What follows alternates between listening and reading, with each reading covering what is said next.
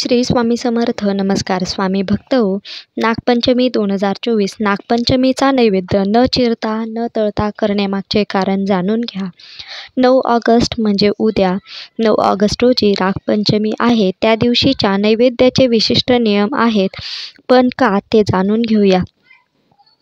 चातुर्मासात येणारे सगळे सण वैशिष्ट्यपूर्ण असतात. त्यामागे कथाही रोचक असतात. श्रावण वद्य पंचमीला नागपंचमी साजरी केली जाते.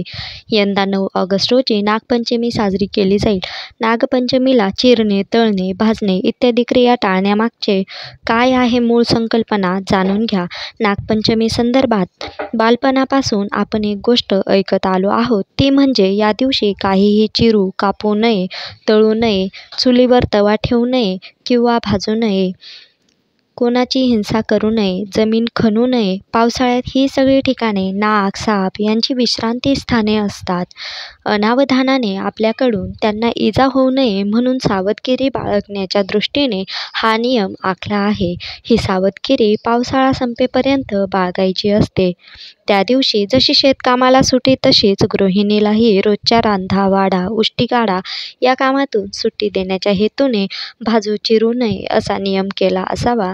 ती स्वतःसाठी सुट्टी कधीच घेत नाही. अशा निमित्ताने तिला थोडा आराम हा त्यामागील मूळ हेतू आहे.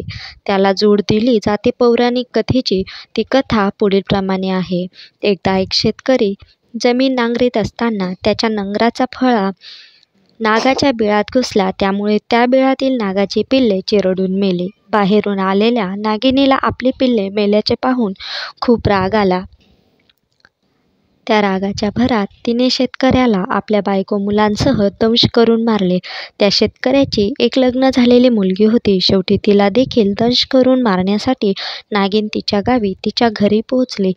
त्यावेळी ती मुलगी पाटावर चंदगंधाने काढलेल्या नागाची चित्राची पूजा करण्यात दंग होती. मनोभावे पूजा करून तिने दूध लाह्यांचा नैवेद्य पूजेतल्या नागाला दाखवला. तिची ती भक्ती पाहून नागिनीचा राग शांत झाला. ती स्वतः ते दूध प्यायली. तिने त्या मुलीवर प्रसन्न होऊन तिच्या आईवडिलांना आणि भावंडांना पुन्हा जिवंत केले. दुसऱ्या कथेनुसार एका सावकाराला 7 मुलगे होते. त्यापैकी धाकट्या मुलाच्या पत्नीला भाऊ नव्हता. एकदा तिने एका सापाला मरताना वाचवले. त्यावेळी त्या सापाने तिने मागितले तेवढे धन दिले. त्यामुळे ती अधिक सुखी समृद्ध जीवन जगू लागली. या कथांवरून कळते की आपली संस्कृती प्रत्येक जीवाचा आदर करायला शिकवते. यासाठीच नागपंचमीच्या दिवशी चिरणे, भाजणे, तळणे, खोदणे इत्यादी कामे टाळली जातात. तरी देखील हा सण असल्यामुळे मोदक, पुरणपोळी, दिंड, पातोळ्या यांसारखे पदार्थ त्या दिवशी किंवा आदल्या दिवशी करून त्याचा नैवेद्य दाखवला जातो. गावातच नाही तर शहरी भागातही पावसाळ्यात सापांचे दर्शन होते. परंतु सर्पमित्रांमुळे त्यांचे भय न वाटता त्यांना पकडून सुरक्षित स्थळी मार्गस्थ करण्याबाबत पुरेशी जनजागृती झाली आहे.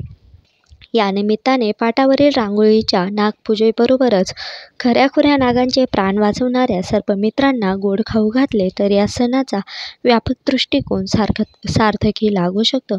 माहिती आवडल्यास व्हिडिओला जास्तीत जास्त लाईक करा, शेअर करा आणि चॅनलला सबस्क्राईब करा. श्री स्वामी समर्थ. जय जय स्वामी समर्थ. धन्यवाद.